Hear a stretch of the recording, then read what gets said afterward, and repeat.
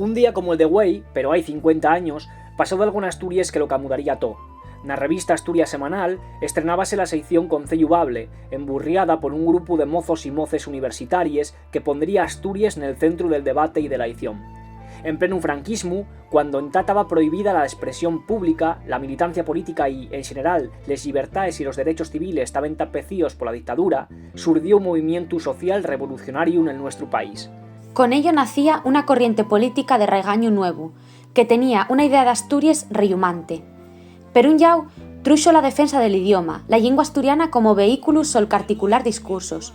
D'otra banda, afitó les tesis del reclamo autonomista, la idea de reivindicar la soberanía de Asturias como territorio y comunidad humana. Lengua y autonomía formaban un tou indisociable pa Concellu Bable. La so demanda suponía la afirmación de un pueblo, l'asturiano, que había ver reconocidos los sos derechos como tal peracio del establecimiento de les canales que permitieren, con toles libertades y garantías, la expresión de la so personalidad cultural y política. Con Concellu Bable xurdía l'asturianismo moderno. Nos 70, esta corriente nueva xurdida de Concellu Bable sumóse a esa lucha pola democracia poniendo enriba la mesa elementos de análisis y alderique con los que se foi dando forma a una Asturias que pudo ser una cosa bien extremada a lo que güei conocemos. Xusto güei, 5 décadas dempués, na ina facemos reivindicación de la lucha d'aquelles mulleres y homes de Asturias.